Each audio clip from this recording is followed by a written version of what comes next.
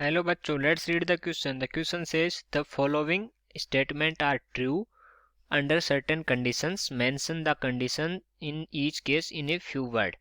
दो hydrogen reacts with nitrogen to form ammonia. तो हमें पूछा है कि ये जो स्टेटमेंट है ये कुछ कंडीशंस में, सर्टेन कंडीशंस में ट्रू है, तो वो हमें वो कंडीशंस बतानी है कि किन कंडीशन में ये जो स्टेटमेंट है कि हाइड्रोजन रिएक्ट करता है नाइट्रोजन के साथ और अमोनिया फॉर्म करता है, तो वो कंडीशंस हमें इस क्वेश्चन में बताना है। ठीक है, तो सबसे पहले लिखते हैं इस क्वेश्चन के लिए की कॉन्सेप्ट, और इस क्वेश्चन का जो की कॉन्सेप्ट होगा वो क्या हो जाएगा, formation of ammonia, formation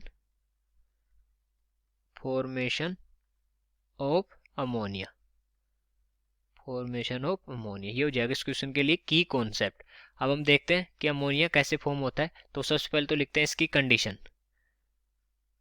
conditions कि क्या कंडीशंस होती हैं जिसमें अमोनिया का फॉर्मेशन होता है, कंडीशंस। ओके, तो कंडीशन क्या होती है, अगर हम कंडीशन लिखना चाहें तो एट हाई टेम्परेचर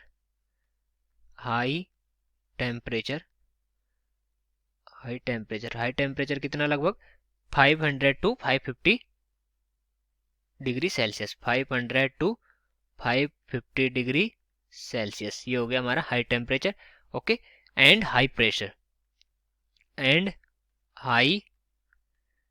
प्रेशर, तो हाई टेम्परेचर होता है, हाई प्रेशर होता है। हाई प्रेशर लगभग कितना होता है इसमें, 200 ATM के अराउंड होता है, 200 ATM। ओके, और in presence of catalyst at high temperature, high pressure and in presence of catalyst,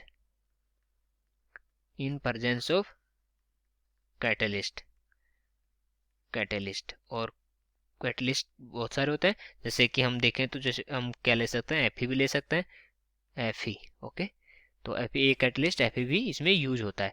तो अगर हम देखना चाहें जो रिएक्शन है, तो रिएक्शन कैसी होगी इसकी, लिख लेते हैं रिएक्शन। ओके, रिएक्शन, तो रिएक्शन किस तरह से होगी, N2